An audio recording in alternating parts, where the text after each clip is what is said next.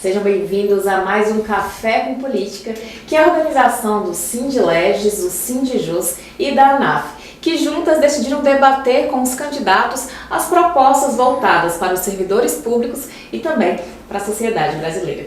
E estamos aqui agora com Fadi Farage, que é candidato a deputado federal pelo Partido União. Tudo bem, candidato? Bom dia, tudo bem? É uma honra estar aqui, poder participar um pouco assim desse debate, esclarecer nossas propostas, né? E tornar uma cidade mais justa, um Brasil mais justo, né?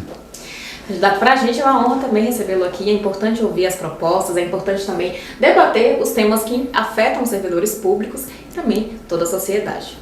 Candidato, entre as suas propostas, na sua última candidatura, esteve a busca por recursos na área de educação, saúde, enfim, segurança pública, mas o senhor entende que para que tenham serviços públicos de qualidade, há a necessidade de valorizar também os servidores públicos. Quais são suas propostas para o serviço público e para os servidores públicos? Olha, o Estado precisa ser atualizado. Não adianta a gente continuar com a mesma estrutura de gestão que funcionou alguns anos atrás. Então nós temos que procurar novos modelos para tornar o Estado mais dinâmico, mais produtivo, porque na verdade eles prestam serviço à comunidade. E hoje nós vemos um clamor da comunidade por serviços públicos melhores. O que seria isso? Uma atualização dos servidores, uso de tecnologias.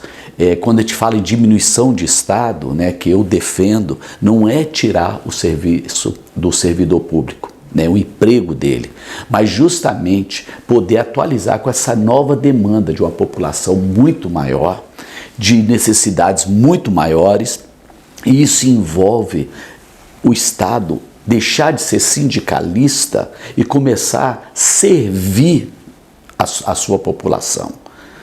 Para mim, é igual o magistério, né? O servidor público. É uma vocação, é muito mais do que um emprego. Ele serve às ansiedades, expectativas, às dores das pessoas. E a partir disso, tem que haver a valorização, sim, tanto da estrutura física, onde ele trabalha, o ambiente que ele trabalha, com acesso à tecnologia, também a nível pessoal, com salários justos, dignos, mas ao mesmo tempo que esses salários eles possam voltar com um serviço dinâmico, onde nós não vemos filas enormes, pessoas esperando durante meses e meses por um atendimento simples, que bastava uma desburocratização para que a população seja melhor resolvida. Quando eu penso, gente, na nossa posição, a nossa posição é servir. A minha grande missão são pessoas. Não são estruturas, não são coisas. É por aí, sabe? Que a minha filosofia é parte daí. Perfeito. Candidato, o senhor falando de reduzir o Estado, um dos temores dos servidores públicos é justamente esse, é de terceirizar os serviços públicos, né? E transferir, talvez, da mão dos servidores que são estáveis, que carregam a história, para as mãos de um comissionado que talvez entre e saia sem deixar e sem permanecer. E tornar-se apenas um cargo político. Exatamente. Qual a sua visão sobre o assunto? Gente, nós temos que ter a coragem, sério, de debater. Temos que ter a coragem. Porque as pessoas chegam nessa época e ficam mentindo para vocês. Ficam dizendo que vão defender, ficam dizendo que vão fazer aquilo. E eu não estou nesse negócio para mentir. Agora, vamos lá. O serviço terceirizado, ele é importante? Sim. Por quê? Porque está faltando disso, concursos para servidores, para exercer aquelas funções. Tem o seu lugar? Tem. Mas uma coisa não substitui a outra. E uma das coisas que nós temos que discutir é o serviço prestado. Nas administrações, nas instituições federais, o serviço prestado. Porque a minha grande questão não é o indivíduo, mas a coletividade. Toda política que é feita para o indivíduo, para uma classe, gera uma desigualdade. Penso que o Estado e que a população tem que olhar para vocês de uma forma muito carinhosa, mas ao mesmo tempo a cobrança é grande. Imagina as filas do INSS. Como é que é? Pessoas morrem esperando receber os benefícios e não recebem. Mas quem é que faz isso caminhar? Os servidores. Então, gente, a gente tem que assumir certas responsabilidades, os sindicatos têm que começar a oferecer soluções, não apenas salariais, mas soluções de serviço. Porque quando você se torna, sabe, essencial, ninguém quer te tirar daquela posição. Então tem que haver uma meia-culpa para que esse serviço, ele, pelo contrário, ele seja altamente valorizado no futuro. Hoje há uma grande reclamação. Se nós não ouvimos as pessoas, nós perdemos a história. E nós começamos a achar que é apenas a perseguição. Quando a gente fala de diminuição de Estado, vamos lá, você paga imposto? Para que você paga imposto? Melhoria de serviços públicos. Pronto, exatamente. Então, o Estado hoje, ele inchou. Ele não consegue mais oferecer para as pessoas aquilo que deveria oferecer, que é um serviço de qualidade. É onde você chega no hospital, você chega mesmo na Câmara Federal, eu sei dos servidores lá, são pessoas muito engajadas com o dia a dia da nação, das quais nós vamos abraçá-los, mas também não podemos ignorar o serviço terceirizado, que também faz um belo serviço. E com aquela circunstância de serei demitido hoje ou não. Eu penso que nós temos que repensar tudo isso para chegar a um posicionamento. Penso também que o serviço público, a partir do momento, vai ser mais valorizado do que é agora. Vão se tornar verdadeiros agentes essenciais para a comunidade e para a sociedade. Eu podia chegar aqui e falar, não, vou abraçar vocês, vou fazer isso, vou lutar por melhores salários. Justo! Mas quando a população está desempregada, tem 33 milhões de pessoas famintas, eu vou chegar aqui e vou falar o seguinte, gente, vamos abraçar a nossa nação. Vocês são um canal da onde as políticas públicas elas são feitas. Nós temos que começar a humanizar o nosso trabalho. Como eu falei, tudo que é feito para um segmento cria uma injustiça. Nós temos que fazer para todos. É dessa forma. Eu não sei se eu estou agradando, mas uma coisa é certa. Eu vou lutar por vocês de forma justa. É justo, eu levanto a bandeira, não escondo. Não faço a política para uma corporação, mas para uma nação que sofre, que é maravilhosa, que é fantástica e que precisa de pessoas justas para cuidar das famílias. Perfeito. Candidato, eu acho que os servidores públicos entendem, eu tenho certeza que todos almejam também por uma melhoria de estrutura para o serviço público e para a sociedade brasileira, né? Claro. Mas o que a gente vê hoje em muitas situações, eu creio que os servidores públicos também sentem isso e carecem, é uma falta de estrutura para prestar um bom serviço. Pronto, você falou tudo. Por quê? Porque não sobra dinheiro, não sobra recurso, não tem planejamento. A falta de planejamento gera desperdício. E é o desperdício que nós vemos hoje. Pessoas trabalhando em ambientes insalubres. Que isso, gente? Até mesmo, há uns anos atrás, eu fui para um quartel da polícia e cheguei lá, eu falei, o que é isso? Isso aqui é uma prisão? Sabe, colchonetes, beliches, estrutura de banho, tudo é depredado. Então, é justo que eles tenham os melhores equipamentos, os melhores softwares, os melhores treinamentos, o ambiente tem que ser atualizado. Hoje, a coisa ficou mais humanizada, porque você cuida bem do indivíduo e ele presta um serviço bom. E eu sou 100% a favor disso, mas para isso tem que ter dinheiro. Tem que ter dinheiro. E o orçamento, uma parte tem que vir justamente para a melhoria do ambiente que o servidor público ele trabalha. Eu sou 100% a favor. Perfeito. Candidato, mais uma proposta também que assombra ainda os servidores públicos é a PEC 32, que trata da reforma administrativa. Ela foi enterrada nesse mandato, mas ela corre o risco de voltar no próximo mandato, trazendo diversos prejuízos, entre eles perda de estabilidade dos servidores públicos, a terceirização e diversas outras problemas e mazelas que vão afetar não só os servidores públicos, mas o serviço público como um todo. Qual a sua avaliação sobre essa proposta? Bem, a pessoa tem que ter a segurança de exercer a função dele sem correr o risco de perder o emprego dentro da sua função. Agora, existe a questão também da meritocracia, certo? Ou seja, você tem que entregar aquilo que você se propõe, o concurso que você fez. A questão de colocar uma espada sobre o servidor, dele perder o emprego dele por questões pessoais, por perseguições políticas, isso ele tem que ser preservado. E o meu conselho é que se discuta, se debata, justamente para chegar a um ponto justo, onde vai existir uma reforma, mas não vai arrancar direitos conquistados. Para isso, as pessoas têm que superar a paixão e começar a falar, não, vamos chegar a um ponto comum, porque é assim que a sociedade trabalha. Não pode haver uma imposição sobre um grupo por uma questão de má gestão do passado. Aí colocar a culpa sobre o servidor.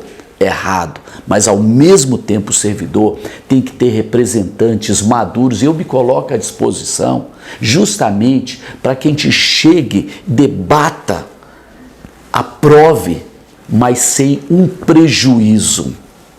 Isso eu me coloco à disposição. E vocês podem ter certeza, quando eu pego uma causa, eu não retrocedo. A causa é justa, a causa vai beneficiar, sabe, a população. Eu penso nas pessoas. Por que eu falo isso? Porque eu convivo diariamente com gente. Eu sei o que é gente passar fome, eu sei o que é ter crises familiares, eu sei o que é depressão que leva ao suicídio. Então, eu vejo que o Estado ele tem que ser um amortecedor, e o servidor público é aquele braço do Estado. Hoje, como pastor, eu faço funções, eu exerço funções que o Estado deveria fazer. O Estado. Então, a causa é justa, em vez de correr desse projeto, nós temos que abraçar, fazer as mudanças, colocar as emendas e apresentar. Pronto, sai o terror, sai a dificuldade. E se vocês tiverem representantes que tenham essa coragem, que ouçam as demandas, escrevam e levem elas, no final vocês vão falar, graças a Deus, foi uma excelente reforma. Candidato, uma das demandas dos servidores públicos nessa gestão foi justamente a falta de diálogo. Não houve um diálogo entre o governo e os servidores para debater temas do interesse da sociedade e do serviço público. Qual a sua avaliação sobre isso, a sua visão sobre isso? A abertura do mesa de diálogo é importante para debater temas como reajuste, benefícios e até debater melhorias para o serviço público. Aí que isso é essencial, para mim é essencial. Primeiro, vocês têm que ter um porta-voz. Porque quando muitas pessoas levam propostas juntos, vocês não têm um ponto em comum. Então tem que haver uma unidade dentro dos sindicatos para ver os pontos comuns e ter representantes. Porque muitas vezes vão direto no governo e tem os representantes. Quem seriam? Os senadores, os deputados. Essas pessoas discutiriam e o governo já receberia uma proposta. A questão do diálogo é muitas vezes como ele quer ser feito. Ele quer ser feito de qual forma? Existem propostas? Não, só tem a minha e a sua. Não, existe um ponto de equilíbrio, porque as coisas vão sendo conquistadas. Hoje o Estado ele está em crise. Acabamos de passar de uma pandemia. Os números do Brasil eles estão bons comparado com os números dos outros países. É porque nós estamos na época das eleições e tudo é ruim. Mas os números do Brasil são bons. O que seria o caso de vocês terem vozes, terem as propostas discutidas e chegar a conquistas, sabe? Fala assim, nós não podemos ter tudo, mas nesse momento nós podemos ter isso. Tudo é diálogo. No momento que o governo não quer aí vai ter guerra com o parlamento, porque ele é obrigado a conversar, a dialogar. Agora, no momento que nós não temos proposta, vai ser aquela briga de casal. Um gritando de um lado, outro gritando de outro, e não vai chegar em lugar nenhum. Então, o ponto não é só ganhar uma guerra, porque uma família não pode ser, eu ganhei de você, os dois perderam, mas os dois se beneficiaram. Nós não podemos tirar hoje a circunstância, o que o Brasil está passando, e se é justo isso nesse momento. Então, quando começa a haver acordos, nós temos resultados. Tudo vem pelo diálogo. e quem são os interlocutores, isso vai ser fundamental. Por isso vocês vão votar agora. Não vote em propostas mentirosas. Não vote em pessoas que só vão chegar aqui para vocês, querer o seu voto, depois vão esquecer vocês. Mas pessoas que tenham palavras para pegar as demandas e não apenas pegar as demandas, discutir com vocês essas demandas e chegar a um ponto, conversar com o governo, voltar, olha, nós podemos chegar nisso. Não, isso aqui nós não queremos. Então, aonde o governo pode chegar? E aí nós temos pequenas conquistas. Porque eu sei que nós não podemos ter tudo, mas alguma coisa nós podemos ter. Representante, isso é a palavra-chave para vocês. Perfeito. Candidato, e falando também sobre essa questão do diálogo e da mesa de negociação, os servidores públicos, algumas categorias estão há mais de 6 anos sem qualquer recomposição salarial. E isso impacta na vida, na família, sim, na vida do servidor público, sim, na vida pessoal. Qual a sua avaliação sobre isso e como, se eleito, o senhor irá ajudar os servidores a garantirem pelo menos a recomposição das perdas inflacionárias? Gente, é um absurdo que a gente vê no Brasil, né? Categorias há 6 anos sem aumento salarial, sem recomposição, nem aumento, recomposição salarial. Ou seja, o que está acontecendo? O que eu tinha naquela época eu tenho que ter hoje. Mas ao mesmo tempo nós vemos assim uma classe se remunerando com 18%. É um Brasil injusto, é um Brasil que precisa de uma reforma, é um Brasil que tem que enxergar o todo. Imagina 6 anos sem recomposição salarial. Aí, vocês podem contar comigo. Contar comigo por quê? Porque há uma injustiça. Ou seja, tem que pelo menos atualizar aquilo que as pessoas tinham, porque a família acaba sofrendo, os filhos acabam sofrendo, o futuro começa a ficar comprometido, porque por uma irresponsabilidade. Agora imagina, 6 anos. Por quê? É essa a pergunta que nós temos que fazer. Por que há 6 anos? Os representantes estão sendo ineficientes? A forma de apresentar as propostas. Então é isso que eu acho. Eu sou muito pelo diálogo, mas é aquele negócio, se alguém quer guerra, eu entro na guerra também. Né? Sangue árabe, então não tem brincadeira não. A gente conversa, mas se não quiser conversar, a gente vai mesmo pro pau. Mas não aquele pau maluco, não. Espera aí, isso aqui é injusto, nós vamos chegar a um ponto. Perfeito, candidato. Então conta pra gente também as suas propostas voltadas para toda a sociedade brasileira e voltadas para os servidores públicos que diretamente são impactados por elas. Nós falamos até agora sobre servidores públicos, né? Agora eu quero falar algo para você. Eu penso no futuro. E quando eu penso em futuro, eu penso na sociedade justa. O que arrancaram muito de nós. O Brasil é o 3º país no mundo que mais perdeu o direito de expressão. Quando você tira a liberdade de uma nação, você tirou tudo. Você arrancou o direito dos pais criar os seus filhos como eles acreditam. Nós vivemos numa sociedade que está toda sendo regulada. Estão arrancando, sabe, as nossas opiniões. Hoje, opinião virou preconceito. Nós não podemos emitir opiniões. Então, a minha grande bandeira é pelo direito civil, que a Constituição ela seja respeitada por todos. Outra coisa, porque uma categoria pode ter voz e outra não tem. Então temos que equilibrar esse jogo, porque o Brasil ele tem valores, tem princípios, tem liberdade, e essa liberdade a gente tem que lutar com todas as nossas forças, com todas as nossas forças. Outra coisa que nós vemos que pessoas representam instituições, organizações, negócios. Eu quero representar pessoas. Quando eu falo de futuro, eu falo de crianças. Nós temos propostas na área de saúde? Temos sim. Nós temos na área de educação? Temos na área de segurança. Vamos abraçar a segurança pública, porque é justo cuidar de quem cuida de nós. Desenvolvimento. Nós temos propostas de tornar o Brasil menor, desburocratizado, para que ele possa crescer. Tirar essa mentalidade do Estado mandar em tudo, controlar todas as coisas, arrancar tanto das pessoas e devolver tão pouco. Porque nós tínhamos que ter, o Brasil tinha que ser um país de primeiro mundo. Não é porque o povo não é porque os governantes foram fracos, covardes, destruíram a família, destruíram valores, impuseram educações nas escolas, sabe, horríveis, a ponto de erotizar uma criança. Então minha grande bandeira é a família. É a família do servidor, é a família do desempregado, é a família. E dentro disso, nós temos as crianças. Porque o nosso futuro estão nos nossos filhos. E se nós não olharmos para o futuro e vivermos de forma egoísta agora, nós não vamos dar para eles um futuro melhor do que o nosso passado. Então, a minha grande bandeira é cuidar de você, de forma individual, não de coisas. Queremos um Estado menor, mas isso não significa desemprego, não significa demissão, não significa tirar estabilidade, porque seria uma injustiça. Como é que eu quero um Estado justo, arrancando direito de outras pessoas? É por aí, né? Nós temos projetos maravilhosos, mas eu prefiro agora abraçar as pessoas.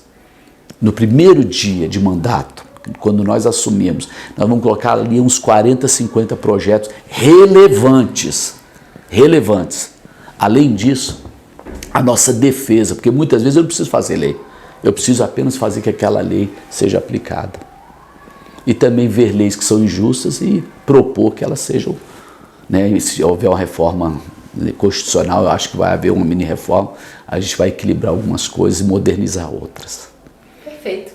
Muitíssimo obrigada. Essa foi mais uma entrevista com o candidato Fadi Farage, que é candidato a deputado federal pelo União Brasil. E eu quero só, perdão aí, gente, me segue lá nas redes sociais, @FadiFarage. Ali você vai ver muitas propostas nossas. E contem comigo. Eu não vim aqui para mentir, para enganar, falar, olha, eu vou cuidar de vocês. Nós vamos cuidar das famílias. Isso envolve vocês. Perfeito. Muitíssimo obrigada, candidato, por sua entrevista. Obrigado. Deus abençoe a todos. Tchau, tchau, Amém. Até a próxima.